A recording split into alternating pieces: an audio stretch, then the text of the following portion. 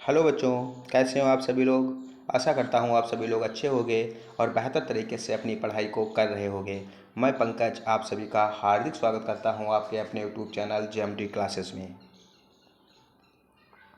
और आज जो है मैं बच्चों के लिए एक नए वीडियो के साथ उपलब्ध हूँ, हाजिर हूँ। और आज की जो हमारी वीडियो है वो है कक्षा 12 के बच्चों के लिए। कक्षा 12 की जो इंग्लिश की बुक है उसके हम पहले चैप्टर का अध्ययन कर रहे हैं। आज हम उसको कंटिन्यू करेंगे जिसका नाम है द लास्ट लेसन।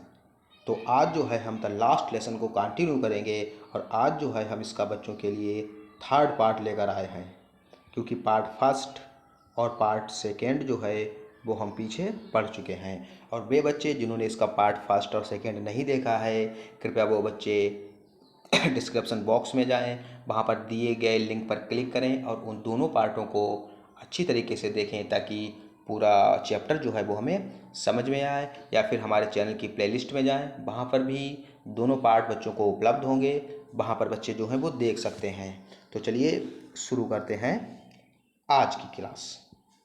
तो पिछली क्लास में हमने बच्चों यहाँ तक अध्ययन कर लिया था। तो आज जो है हमें यहाँ से इससे आगे अध्ययन करना है, लेकिन इससे पहले हम पीछे की कुछ जो जानकारी है, इस पाठ की कहानी है, उसको समझने का प्रयास करते हैं कि किस प्रकार वह बच्चा जो होता है वो स्कूल जा रहा होता है और स्कूल जाते हुए उसे बहुत डर लग रहा होता है। क्यों? क्योंकि वो स्कूल को अपने घर से देरी से चला था और उसे जो होमवर्क दिया गया था वो भी उसने पूर्ण नहीं किया था। और जब वो आ रहा था तो रास्ते में उसे एक दो चीज़ें ऐसी दिखाई देती हैं जो उसके समझ में नहीं आती हैं। मतलब बहुत ही विचित्र विचित्र चीज़ें होती हैं। अब जब वो स्कूल में आता है तो स्कूल की भी पूरा जो माहौल होता है वो भी बदला सा होता है। जब वो अपने टीचर को देखता है तो उसके टीचर भी जो होते हैं वो बहुत बदले से होते हैं। बिल्कुल शांत पूरे स्कूल का माहौल होता है और टीचर जो होते हैं वो एक अलग तरीके की ड्रेस में होते हैं। तो वो देखता है, सोचता है आखिर माजरा क्या है। और जो क्लासरूम होता है उसके पीछे की जो बेंचें होती हैं उन पे जो गांव के लोग जो होते हैं वो बैठे हुए होते हैं। तो वो सोचता है कि आखिर ऐसी क्या बात है कि पूरे स्कूल का माहौल जो है वो चेंज है, और इसी के कारण वो जो होता है डर रहा होता है। लेकिन जब उसे पता लगता है कि आज मेरे टीचर का अर्थात एम हेमल जो है उनका आज लास्ट डे है, आज उनका लास्ट दिन होता है स्कूल में, तो वो बहुत दुखी होता है। क्योंकि उसे अपने टीचर से बहुत प्रेम होता है। वो बहुत दुख करता है कि अरे मेरे टीचर अब चले जाएंगे, मुझे कौन पढ़ाएगा। ऐसी प्रकार की तमाम बातों को वो सोचता है और बहुत दुखी होता है। तो बच्चों यहाँ तक हम अध्ययन कर चुके हैं, अब इससे आगे पुअर मैन, बेचारे व्यक्ति। ये मैन जो है वो टीचर के लिए लिखा गया है, एम हेमन के लिए। तो हम यहाँ पर कह सकते हैं बेचारे हमारे जो अध्यापक जो हैं, it was in honour of this last lesson that he had put on his fine Sunday cloth. It was the honour यह जो है वो ऑनर मतलब सम्मान। It was in honour of this last lesson, अपने अंतिम लेसन के अर्थात अपने अंतिम अध्याय के सम्मान में वो क्या करते हैं, दैट ही पुट ऑन, इसी कारण उन्होंने पुट ऑन पहन रखे थे, हैड पुट ऑन पहन रखे थे हिज फाइन संडे क्लोथ, अपने बहुत अच्छे संडे वाले कपड़े। अर्थात उन्होंने अपने अंतिम अध्याय के सम्मान में, ऑनर, ऑनर माने सम्मान, ठीक है बच्चों। तो उन्होंने अपने अंतिम लास्ट लेसन अर्थात अंतिम अध्याय, उन्होंने अपने अंतिम अध्याय के सम्मान के कारण जो बहुत अच्छे से जो कपड़े जो थे, जो विचित्र मतलब जो अलग सी वो ड्रेस पहने हुए थे, इसी कारण उन्होंने वो कपड़े जो थे वो पहन रखे थे। एंड नाउ आई अंडरस्टूड, और अब नाउ जबकि अब आई अंडरस्टूड, मैं समझ गया हूँ। क्या समझ गया हूँ? कि भाई कि क्यों the old man of the village, कि जो द ओल्ड मैन गांव के जो वृद्ध व्यक्ति हैं, ऑफ द विलेज गांव के, अर्थात मैं अब समझ गया हूँ कि गांव के जो वृद्ध व्यक्ति हैं अर्थात जो बुजुर्ग लोग जो थे, वर सेटिंग, जो बैठे हुए थे, अर्थात वो लोग पीछे वाली बेंचों पर क्यों बैठे हुए थे, मुझे अब पता चल गया है, मैं अब समझ गया हूँ। There in the back of the room, कि वो बैक ऑफ द रूम जो कमरा जो था उसके पीछे वाली बेंचों पर क्यों बैठे थे। तो वो बच्चा जो होता है वो कहता है कि अरे अब मुझे समझ में आया कि गांव के जो बुजुर्ग लोग जो थे, वृद्ध लोग जो थे, वो पीछे वाली बेंचों पर क्यों बैठे थे। It was because it was because ऐसा शायद इसलिए था, देयर वर सॉरी, क्योंकि वो लोग सॉरी अर्थात वो लोग दुख महसूस कर रहे थे। इट वाज बिकॉज क्योंकि देयर वर सॉरी, क्योंकि वो लोग क्या कर रहे थे, दुख महसूस कर रहे थे। सॉरी वो लोग दुखी थे।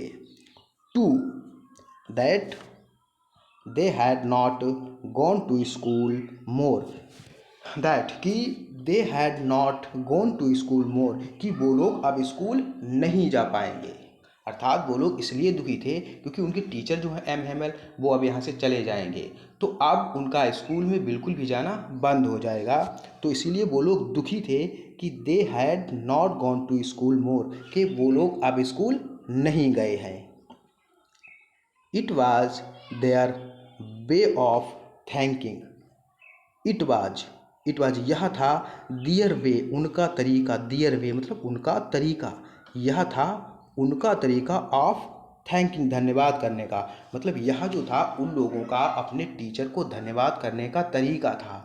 भाई वो टीचर जा रहे थे तो सभी लोग आए हुए थे उनको सम्मान देने के लिए, उनको धन्यवाद कहने के लिए, इसी कारण वो लोग जो थे वो आए हुए थे। आवर मास्टर, हमारे मास्टर का अर्थात हमारे अध्यापक का सम्मान करने के लिए और उनको धन्यवाद करने के लिए वो गांव वाले लोग जो थे वो आए हुए थे। For his 40 years of faithful service, देखिए बच्चों,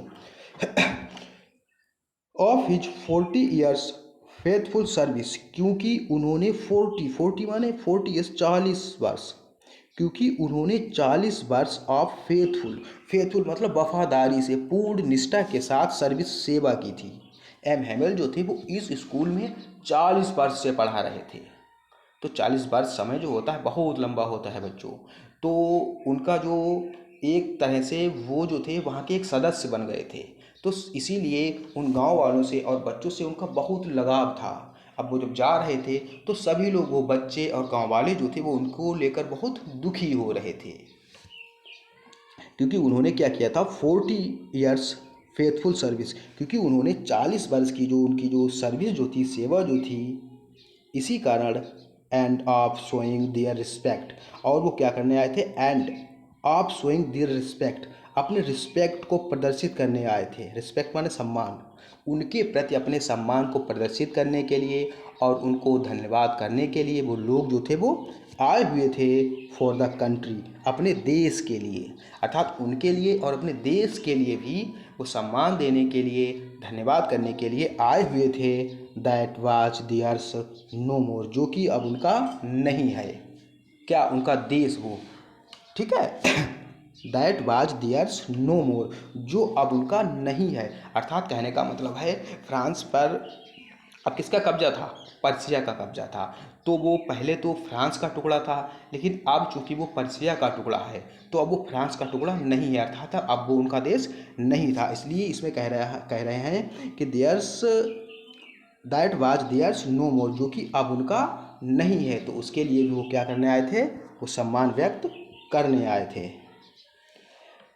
While I was thinking of all this, जबकि मैं इन सब के बारे में सोच रहा था, भाई जबकि आई वॉज थिंकिंग, मैं सोच रहा था, ऑफ ऑल दिस, इन सभी के बारे में, कि मेरे टीचर जा रहे हैं और उनको मैं उनके लिए बहुत दुखी हूँ। तो लेखक जो था वो इन सभी के बारे में सोच रहा था, तभी क्या होता है, आई हर्ड, मैं सुनता हूँ, माई नेम कॉल्ड, कि कोई मेरा नाम पुकारता है।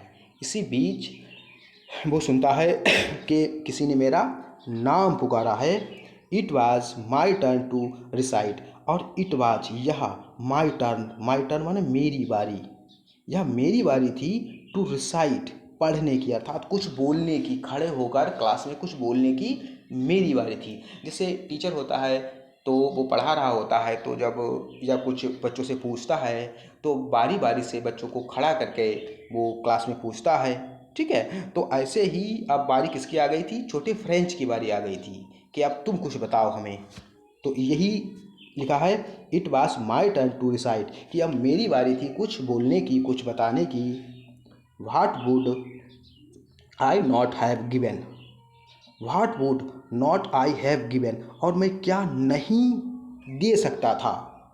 To be able to say, to be able to से, एबल टू से मतलब कुछ बोलने के लिए, अर्थात अच्छी तरह। एबल, एबल मान होता है सामर्थ्य, ठीक है, सक्षम।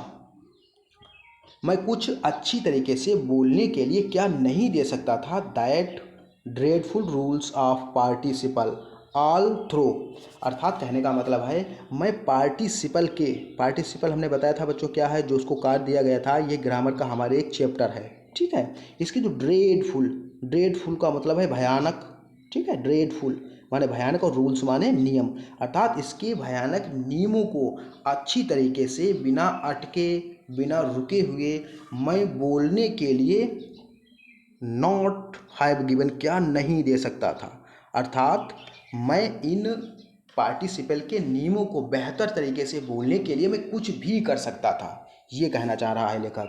ऑल थ्रो वेरी लाउड, बहुत तेज, एंड क्लियर और बिल्कुल क्लियर, स्पष्ट, एंड विदाउट वन मिस्टेक और बिना किसी एक गलती के।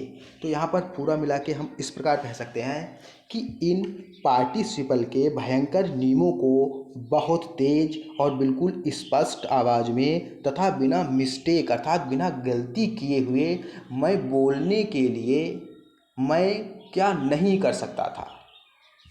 तो आई होप बच्चों अब ये लाइन आपको समझ में आ गई होगी। चलिए आगे बढ़ते हैं। बट परंतु I got mixed up on the first word. But परंतु आई गॉट मिक्स्ड अप, लेकिन मैं मिक्स्ड अप का मतलब है बच्चों अटक गया। जैसे हम कुछ बोलते हैं, जैसे मान लो क्लास में आपके टीचर ने आपसे कुछ पूछा, आप खड़े होते हो, ठीक है, बताते हो, तो आप पहली ही लाइन में अटक जाते हो, रुक जाते हो, तो वही मिक्स्ड अप। तो मैं जो था पहली ही लाइन में मिक्स्ड अप हो गया, अटक गया। ऑन द फर्स्ट वर्ड, पहले ही शब्द में, अर्थात शुरू में ही मैं अटक गया। एंड स्टूड देयर, और मैं वहाँ पर स्टूड देयर, वहाँ पर खड़ा रहा। भाई मुझे जब पता नहीं था तो मैं खड़ा हो गया, ठीक है, तो मैं खड़ा रहा। होल्डिंग माने होता है पकड़े रहना, होल्डिंग, ठीक है, और पकड़े हुए था ऑन टू माई डेस्क, अपनी डेस्क को, अर्थात मैं वहाँ पर खड़ा हो गया और मैंने क्या किया, अपनी डेस्क को पकड़ लिया। माई हार्ट, मेरा हृदय जो था, बीटिंग, वो बीटिंग कर रहा, बीट माने धड़कना, ठीक है, बीट माने होता है हृदय की धड़कना, हार्ट बीटिंग मतलब हृदय का धड़कना। मेरा हृदय जो था वो धड़क रहा था।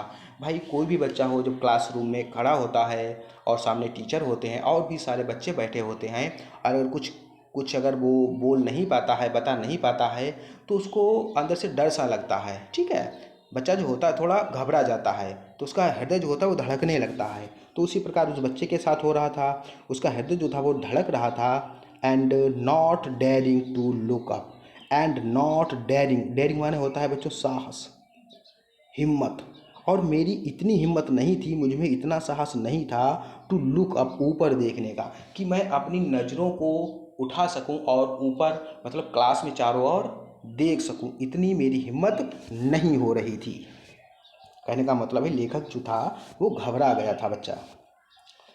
आई हेयर्ड मैंने सुना एम हेमल को, इसी बीच मैंने सुना कि जो एम हेमल हमारे अध्यापक जो हैं, सेज टू मी, उन्होंने मुझसे कहा, अर्थात वो मुझसे कहते हैं, I would not scold you, मैं तुम्हें नहीं स्कोल्ड करूँगा। स्कोल्ड माने बच्चों डांटना। तो वो कहते हैं कि मैं तुम्हें नहीं डांटूंगा बच्चे। लिटिल फ्रेंच, लिटिल फ्रेंच, तो वो कहता है मतलब वो टीचर कहते हैं I would not scold you little French, अरे छोटे फ्रेंच मैं तुम्हें नहीं डांटूंगा। जब उसने जो था मतलब उनकी बात का जवाब नहीं दे पाया, अर्थात वो होमवर्क उसने जब सुना नहीं पाया, तो उसके टीचर कहते हैं चलिए कोई बात नहीं, मैं तुम्हें नहीं डांटूंगा। You must feel bad enough, मुझे ऐसा लग रहा है कि यू मस्ट फील, तुम फील कर चुके हो। फील माने होता है महसूस करना, फील माने महसूस करना, मतलब तुम महसूस कर चुके हो। बैड माने बुरा, इनफ माने पर्याप्त, अर्थात तुम पर्याप्त बुरा महसूस कर चुके हो। भाई जैसे आप क्लास में खड़े हों, सभी बच्चे बैठे हों और अध्यापक भी हों और हम कुछ बता ना पाएँ, खड़े हों, तो हमें शर्म लगती है, बुरा लगता है, ठीक है, तो हम बहुत ही लज्जित होते हैं। तो वही टीचर कह रहे हैं कि मुझे ऐसा लगता है कि तुम पर्याप्त रूप से बुरा महसूस कर चुके हो, तुम्हें अब हटाने की ज़रूरत नहीं है, तुम्हारी जो पनिशमेंट जो थी वो यही थी। सी हाउ, सी हाउ, देखो कैसे, इट इज़, यह, एवरी डे, प्रत्येक दिन। तो वो कहते हैं सी हाउ, देखो कैसे, इट इज़, यह सब, एवरी डे, प्रत्येक दिन, we have to said, we have said to, we have हम लोग कहते हैं, सेल टू आवर सेल्फ, स्वयं से, अर्थात हम लोग स्वयं से कहते हैं, वह, वह, अरे, I have plenty of time, कि हमारे पास, I have plenty of time, plenty of time का मतलब है भरपूर समय, कि हमारे पास बहुत समय है, हम कल पढ़ लेंगे। जैसे हम कहते नहीं, अरे कल पढ़ लेंगे, परसों पढ़ लेंगे, अभी क्या है, बहुत समय है। तो उसी प्रकार वो बताते हैं कि हम लोग यही कहते हैं स्वयं से, plenty of time, I have plenty of time, कि हमारे पास पर्याप्त समय है, भरपूर समय है। आई शैल लर्न इट टुमारो, हम इसे कल लर्न कर लेंगे, ठीक है, कर लेंगे। तो लर्न माने बच्चों सीखना या याद करना, कुछ भी कह सकते हैं कि आई शैल लर्न इट टुमारो, हम इसे कल पढ़ लेंगे या कल सीख लेंगे या कल अपने पाठ को याद कर लेंगे। हम जो होता है वो अपने पाठ को कल पर छोड़ देते हैं, ऐसा अक्सर बच्चे ऐसा ही करते हैं। एंड नाउ, और अब, यू सी, तुम देखते हो, एंड नाउ, और अब, यू सी, तुम देखते हो, where we have come out, we have come out, कि हम कहाँ पर आ गए हैं। एंड नाउ यू सी, और अब तुम देखते हो, where we have come out, कि हम लोग कहाँ पर आ गए, अर्थात कहाँ से कहाँ आ गए हैं। आह, अरे, that's the great trouble with else's, और दैट्स, यही, the great trouble, great trouble सबसे बड़ा, मतलब ट्रबल है, सबसे बड़ा खतरा है, विद अल्सेस, अल्सेस के लिए, मतलब यही सबसे बड़ा अल्सेस के लिए खतरा है, यही सबसे बड़ी परेशानी वाली बात है। ट्रिबल, ट्रिबल माने परेशानी, ठीक है, यही सबसे बड़ी एल्सेस के लिए परेशानी है। She puts off, she puts off learning till tomorrow, वह जो है इस सीखने को कल पर छोड़ देती है, मतलब प्रत्येक चीज़ को सी पुट्स ऑफ लर्निंग, सीखने को, पढ़ने को या लिखने को, ठीक है, टिल टुमारो, कल पर छोड़ देती है। जैसे हम लोग कहते हैं कल पढ़ लेंगे, परसों पढ़ लेंगे, उसी प्रकार यही सबसे बड़ी परेशानी वाली बात है कि वह जो है प्रत्येक चीज़ को, पढ़ने को कल पर छोड़ देती है। Now those fellows out there will have the right to say to you, now those followers, अब, नाउ, अब, दोज फॉलोअर्स मतलब वे लोग, out there will, out there will have the rights, उनके पास वो अधिकार हैं, अर्थात वे लोग कौन से, मतलब वे बाहरी लोग, कौन से लोग, जो जो पर्सिया के लोग हैं, ठीक है। दोज फेलो मतलब वे लोग, आउट्स जो बाहर के हैं, फॉलोस आउट जो बाहरी लोग हैं, कौन बाहरी लोग भाई, अब तो वहाँ पर पर्सिया के लोगों का अधिकार हो गया है, तो वे लोग जो बाहरी लोग हैं, theirs will have the rights, उनके पास वो राइट्स हैं, राइट्स माने अधिकार, राइट्स माने बच्चों अधिकार, तो वो राइट्स हैं टू से टू यू, तुमसे कहने का, अर्थात उनके पास अब ऐसे अधिकार हैं कि वो तुम लोगों को क्या कर सकते हैं, तुम लोगों को आदेश दे सकते हैं। भाई अब उनके पास आदेश देने का अधिकार है, क्यों, क्योंकि अब वहाँ पर पर्सिया का शासन है। How is it, how is it, यह कैसे हो सकता है, how is it, you pretended to be French man, you pretended, तब कि तुम प्रेटेंट करते हो, तब तुम दिखावा करते हो, प्रेटेंट माने दिखावा करना, ठीक है, तुम दिखावा करते हो, to be a French man, एक फ्रांसीसी होने का, फिर भी तुम क्या करते हो, एक फ्रांसीसी होने का दिखावा करते हो। एंड एट, और फिर भी, यू कैन नाइदर स्पीक, और तुम कैन नाइदर स्पीक, ना तो बोल सकते हो, स्पीक, स्पीक माने बोलना, ना तो तुम बोल सकते हो, नॉर राइट, और ना ही तुम राइट कर सकते हो, लिख सकते हो, योर ओन लैंग्वेज, अपनी मातृभाषा, अर्थात अपनी अपनी भाषा को ना तो तुम लिख सकते हो और ना ही तुम उसको बोल सकते हो। ओन लैंग्वेज, ओन लैंग्वेज का मतलब अपनी भाषा, ठीक है, इसको हम कहते हैं मातृभाषा। But you are not the worst, लेकिन तुम जो हो सबसे वर्स्ट नहीं हो। वर्स्ट माने बेकार, तुम ही सबसे बेकार नहीं हो। तो वो टीचर कह रहे हैं कि तुम ही ऐसे नहीं हो जो सबसे बेकार हो, तुम ही ऐसे नहीं हो जिन्होंने अपने पाठ को अच्छी तरीके से लर्न नहीं किया है, या जिसने अपने पाठ को कल पर नहीं छोड़ा है। तो तुम ही सब ऐसे नहीं हो कि क्लास में तुम ही सबसे बेकार हो, ऐसा नहीं है। तो what you are not worst, कि तुम ही सबसे बेकार नहीं हो।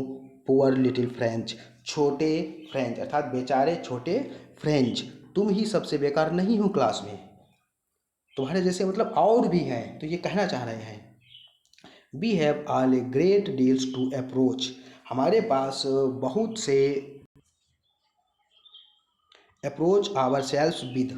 We have we have all a great deals, तो हमारे पास बहुत से बहाने होते हैं। Great deals, we have all a great deals, हमारे पास बहुत से बहाने होते हैं। To be approach our self with, अपने आप को दोषी ठहराने का, अपने आप को दोषी ठहराने के हमारे पास बहुत से बहाने होते हैं। अर्थात जैसे हमने पाठ नहीं याद किया, हमने पाठ नहीं याद किया, अरे ये काम था हमने याद नहीं कर पाया, ठीक है, हम वहाँ गए। तो ऐसे हमारे पास बहुत से बहाने होते हैं कि हम अपने आप को दोषी जो है वो ठहराते हैं। तो आई होप बच्चों आपको यह लेसन समझ में आया होगा। तो आपको यह लेसन कैसा लगा, आज की वीडियो कैसी लगी, आप लोग कमेंट बॉक्स में अपनी राय अवश्य बताएं। और यदि आपको यह सेशन अच्छा लगा हो तो हमारे चैनल को लाइक शेयर और सब्सक्राइब ज़रूर कीजिएगा। और बहुत जल्द अब मिलते हैं अगली वीडियो में, तब तक के लिए नमस्कार।